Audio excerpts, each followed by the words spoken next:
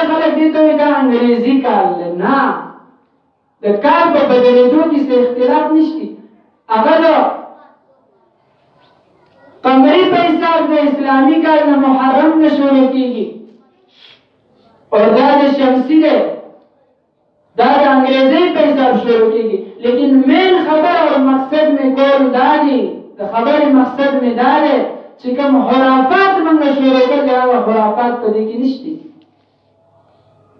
د دې نه څه جواز دی.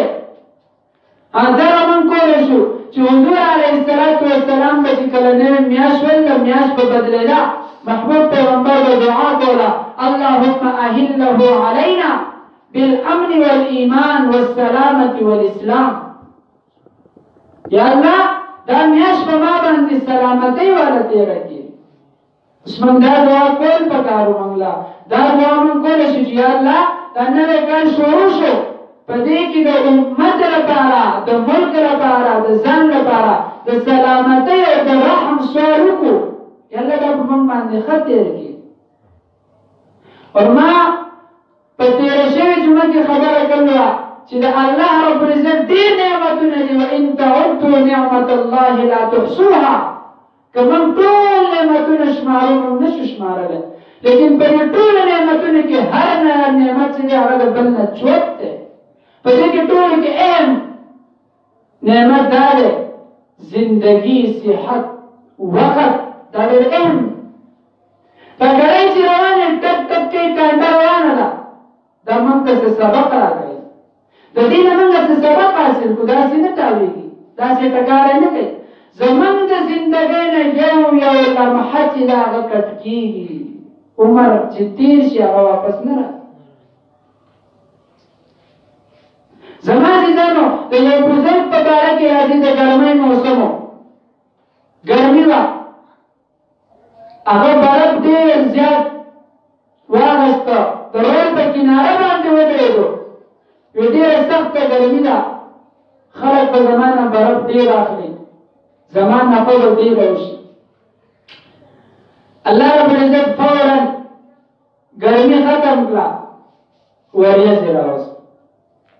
وریځې راوسته، بزرګ حیران و پریشانه شو، په تعجب کې پرېوتو چې ما چې کوم سوچ کړی دا دومره تاوان مې چې وکړو دا خو ما نه وسله کړی.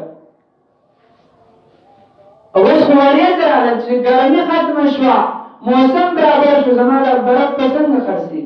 هغه برف ته ټول پاتې شو، هغه ورو ورو هغه برف اوبه کېده اوبه کېده اوبه کېده، ختم شو. بزرګ الله طرف ته لاسونه چوت کړه، یا الله څنګه چې دا برف ختمېږي داسې خو زما زندګي هم ختمېږي. او ما له خو دې برفو څه پیدا رد نه کړه، نه ما د دې نه څه پیدا واغسته. دغه شان خو زما زندګي هم ختمېږي او دا خو دا ول امتحان دی.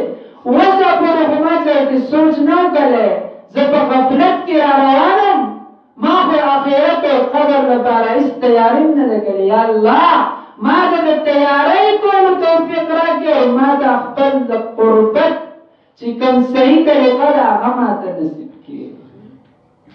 دې کې الله رب العزت د دې کاروبار د دې برکو د ختمېدو په وجه الله رب العزت هغه په ذهن کې د آخرت هغه غور او فکر واچوي.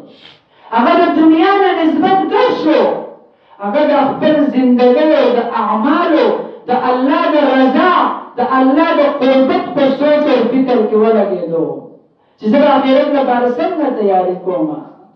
نو زما عزیزانو دا دنیا چې د دارالامتحان دی.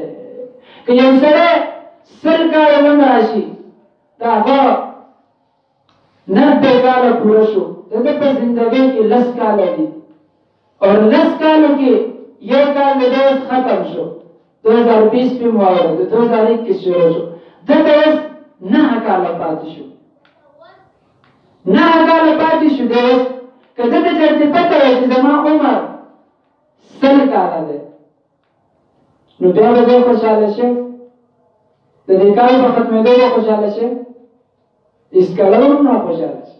ولې چې د هغه د عمر نه یو کال ماینس شو. دا په شان دي که یو سړي کال د عمر 60 کاله هغه یو کم شپېته کاله تېر کړه او دا د هغه اخري کال دي، لیکن الله رب العزت دا علم او دا قوه او دا راز چاته نه راښولی چې ستا عمر دومره ده. که دا چېرته د هغه سړي اخري کال وی نو هغه په 2020 ختمېدو باندې خوشحاله شي، هغه به پریشانه شي چې دا زما عمر مرګ ته خو نږدې شوم.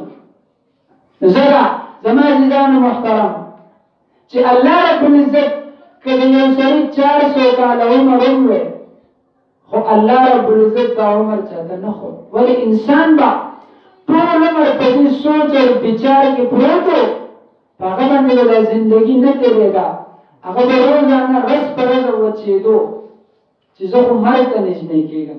نو ځکه که د یو سړي ډېر کم عمر یا ډېر زیات وي، لیکن داسې یو سړی په دنیا کې نشته چې هغه ته پته وي زما عمر دومره دی، د دې نه څوک هم نه دی خبر. د الله رب العزت په هر یو کار کې چې دی حکمت وي. اوس انسانان وایي چې ما ته پته وي د خپل عمر ما به تیاري کړله، نه، که تا ته پته وي تا به هېڅ هم نه شو کولی، ته به ورځ په ورځ وچېدې او پریشانه به ګرځېدې. اوس انسان د خپلې زندګۍ نه نه دی خبر. ګوره ما بېګا حساب کولو په 2020 کې داسې داسې خلکو، ښه ځوانانو، ښه برابرو، ښه صحتمندو، بېګا ما د خپل ډایرۍ په لیست کې هغه نومونه کاته، په هغې کې 5-10 کسان داسې دي چې هغه اوس په 2001 کې شروع شو، هغه نشته، او 2020 چې شروع کېده په هغه شپه باندې هغه وو. دا خو نه چې هغوی بوډاګان شو، نه، ښه ځوانان دي خو اوس نشته. او 2020 زموږ لپاره څومره ده، که داسې ورته سړی وي د غم یو کال و. تاسو لږ باندې سوچ وکړئ په دې کال کې موږ ته څومره دکونه تکلیفونه میلاو شو. په دې 2020 کې زموږ د ملک څومره نقصان وشو او زموږ د امت څومره نقصان وشو. داسې داسې علماء کرام، داسې داسې هستیانې زموږ نه لاړې چې انسان حیران او پریشانه شي. د کرونا په شانتې یو غټه وبا په موږ باندې مسلط شو. الله دې موږ په دې 2021 کې الله رب العزت موږ دې نصیب کړو، موږ پکې داخل کړو، د هغې پیله تاریخ دی، خو الله دې د دې اختتام هم په موږ باندې صحیح وکړي. الله دې په دې کې زموږ نه نافرمانیانې ونه کړي. الله دې نور مصیبتونو نه موږ وساتي، او دا کوم مصیبت دا وبا که د الله د طرف نه وي او که د بل یو انسان او د یو شازش د طرف نه وي، الله دې دا ختم کړي او الله دې د دې بنیادونه ختم کړي. دا دې الله موږ ته نور نه ښیي. داسې داسې ځوانان، داسې داسې خلک په دې کې لاړو د کرونا په نوم باندې جنازې هم نه دي شي، قبر ته خلکو کوز کړي. نو زما عزیزانو دا زندګي د دې مثال د برفو د ټوکړې دی. که برف تاسو ډېر هم راونغاړئ، په لسو کمبلو په بړستنو کې پټ کړئ، هغه به نه اوبه کېږي، بیا هم اوبه کېږي. دغه شان زندګي ده، تاسو کې څارولی نه شي. که امیر دی، که غریب دی، که بادشاه دی، که فقیر دی، که یو لمحه چې پې تېرېږي، یو لمحه. ګوره کال خو لرې خبره ده، زموږ مشرانو ته پته ده مخکې به چې کال بدلېدو څومره وخت به پکې لګېدو، اوس پته هم نه لګي کال بدل شي، میاشت پته هم نه لګي، ورځ پته هم نه لګي. یوه جمعه تېره شي، بلې جمعې 2-3 ورځې بعد وي بله ورځ جمعه ده. عمر کې زندګۍ کې په وخت کې برکت ختم شوی دی. دا د قیامت علامات او نشانیانې دي. څومره غټ علماء کرامو، غټې غټې هستیانې وي چې د امت لپاره، د ملک لپاره به د شپې هغو لاړو خپلې اوښکې به یې بهولې، هغه نن زموږ په من کې نشته. ګوره چې قرب قیامت راشي، الله رب العزت په نیک خلک چې دی زموږ نه ژوند کړي. اوس روزانه چې شپه شي انسان ویده شي، سهار راپاڅي، الله دله بل یو چانس ورکړي، زما انسان به اوس توبه وکړي. چې بله ورځ تېره شي، بیا شپه شي، د بیا نافرمانیانې کوي، الله پې بیا سهار راولي، زما انسان به اوس توبه وکړي، اوس به پوه شي.